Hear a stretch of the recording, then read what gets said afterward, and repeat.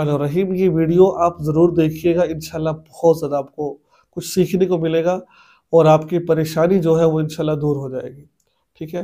तो इस वीडियो के अंदर मैं कोशिश करूँगा शरीयत को मद्देनज़र रखते हुए आपको कुछ बातें समझाऊँ। अगर आपके साथ ऐसा मामला है, आपकी बीवी आपके साथ बदतमीज़ी करती है, गालियाँ देती है और आप पैसे पे पैसा भाई जा रहे हैं, तो फिर आपको क्या करना चाहिए?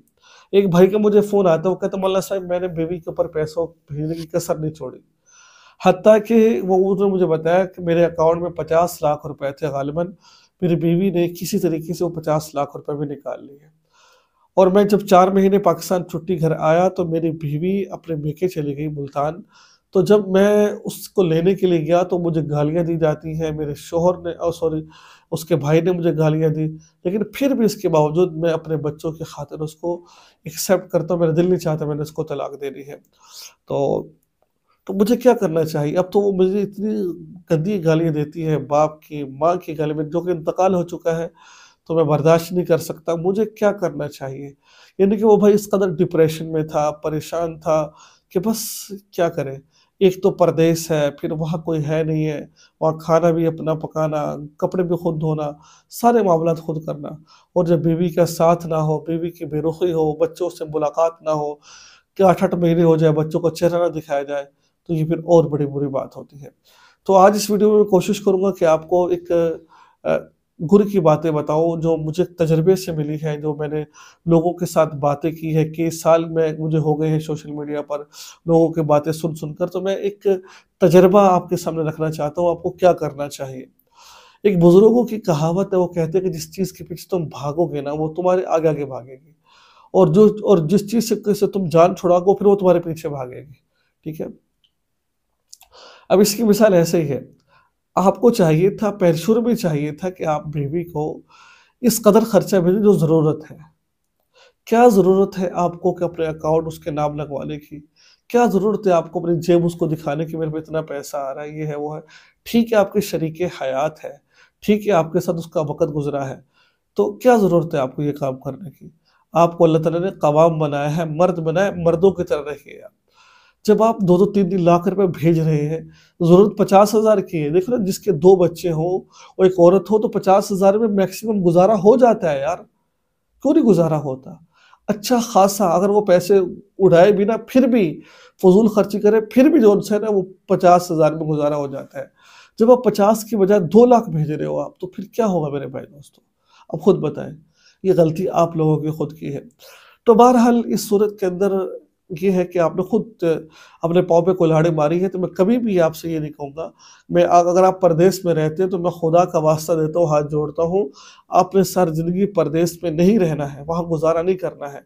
यकीन माने ऐसे वाक़यात भी मुझे सुने हैं कि बंदा मर जाता है परदेश के अंदर, तो घर वाले उसकी बॉडी लेने को एक्सेप्ट नहीं कर रहे होते कि हमारी कहते हैं उधर उधर ही दफ़ना दो उसको। 25 साल बाप ने बाहर गुज़ारे हैं, इंतकाल हुआ। वो अब कहा कि बॉडी को पाकिस्तान में भेजते हैं, लेकिन उन्होंने कहा कि नहीं, हमें नहीं चाहिए, उधर से उधर ही दफ़न कर दो उसको। तो ये सूरत-ए-हाल होती है भाइयों दोस्तों, ये चीज़ें होती हैं। किस लिए तुम ये सब कुछ कर रहे हो? ठीक है? तो घर के अंदर आपको आते-जाते रहना चाहिए, महीने साल में 2-3 चक्कर लाज़मी लगाने चाहिए आपको घर के अंदर अगर मजबूरी है। तो ये नहीं कि 3-3 4-4 साल के चले जाते हो आप। आपकी भी गलतियाँ होती हैं। तो बहरहाल इस सूरत के अंदर अगर आपके समझाने के बावजूद वो आपसे तलाक माँग रही है और आपको बुरी तरह आपसे बात नहीं करने दे रही, अब बच्चों से बात नहीं करने दे रही और आपसे बार-बार तलाक का मुतालबा कर रही है, आपने हज़ार कोशिश कर ली है, बड़ों को बिठाकर आप वहाँ जा चुके हैं, फिर भी आपने गालियाँ खाई हैं, तो फिर आपको क्या ज़रूरत है उसको रखने की? फिर मैं आपको एक बात कहता हूँ, जब अल्लाह ताला ने एक मर्द को 4 शादियों की इजाज़त दी है, तो फिर आप 4 दूसरी शादी क्यों नहीं कर रहे? क्यों नहीं कर रहे हैं? एक के पीछे अपने आप को भगाए रखना है आपने, खुदा का वास्ता है, उसको उसके हाल पर छोड़ दो, उसको तलाक ना दो उसको। उसने आपको परेशान किया, सालों 5 साल उसने आपको परेशान किया, अब आप कोशिश करो, जहाँ आपने 5 साल उसकी सुनी है, अब 5 साल तक ना उसकी कॉल को सुनो, ना उसको खर्चा भेजो, कुछ भी आपने उसको नहीं भेजना है, ठीक है? बल्कि उससे बात तक ना करो आप। ये सिर्फ़ इसलिए है, हमारे कुरान क्या कहता है? बिस्तर अलग कर लो, जगह अलग कर लो, ठीक है? कुछ दिन तक उससे अलहदगी इख्तियार तलाक ना दो अभी। वो उसको उसको हो सकता है उसको पछतावा आ जाए अपनी बातों पर कि मैंने गलत किया है, बच्चे हैं। امید تو نہیں ایسا ہوگا، لیکن پھر بھی 1 سال تک اس کو دوڑ سنس کی کوشش کرو کہ بھئی وہ مان جائے آپ کی بات، اور آپ کی بات کو ایکسیپٹ کر لے، کرے گی نہیں وہ، لیکن پھر بھی ٹھیک ہے، لیکن آپ اس کے بدلے میں دوسری شادی کر لو۔ آپ کہتے ہو بچوں کے لیے میں یہ سب کچھ نہیں کر رہا، وہ کون سے بچے، کیسے بچے؟ وہ بچے اس وقت آپ کی بیوی کے پاس ہیں، وہ آپ کے بچے نہیں ہیں، وہ آپ کے بچے ہے شریعت کی نگاہ میں، لیکن اس وقت انہوں نے وہی کرنا ہے جو اپنی ماں، اس کی ماں کہے گی، کیونکہ انہوں نے وقت ماں کے پاس گزارا ہے، آپ کے پاس وقت نہیں گزارا ہے۔ تو لہٰذا اگر کوئی اتنی آپ کو گالیاں دیتی ہے، برا بھلا کہہ رہی ہے، تو شریعت میں یہ نہیں کہ تم طلاق دے ہی نہیں سکتے ہو، دے سکتے ہو۔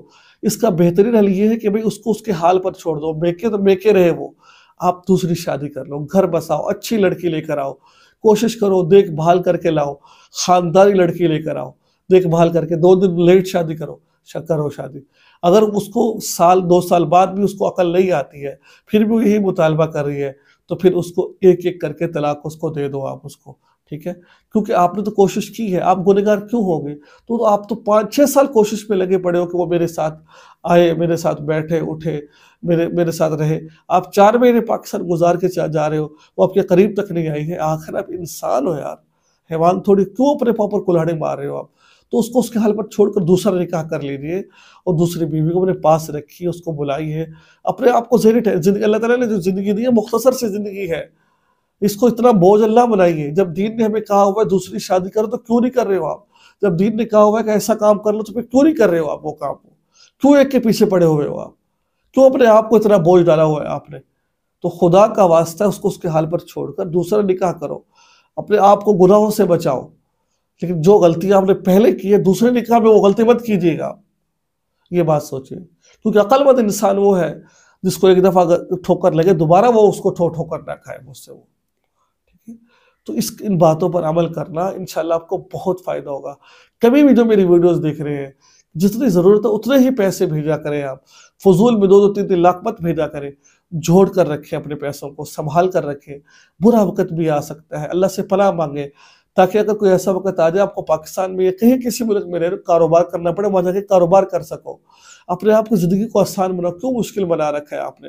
ہزاروں روپے بھیج رہے ہو آپ، پاکستان میں بھیج رہے ہو، وہ یہاں پر عیاشیاں کر رہے ہوتے ہیں اور آپ وہاں پر کھپ رہے ہوتے ہو، اب وہاں پر صحیح طریقے سے روٹی نہیں کھا رہے ہوتے، وہاں پر آپ وہاں پر ترس رہے ہوتے ہو میں یہ کھاؤں میں، لیکن پاکستان بھیج رہے ہوتے ہو آپ، اپنے ملکوں میں بھیج رہے ہوتے ہو، کیوں؟ اور وہاں یہاں پر عیاشی 10 کی چیزیں جہاں 10 روپے خرچ ہو رہے وہاں 200 روپے خرچ کر رہے ہوتے ہیں، کیا فائدہ آپ کو؟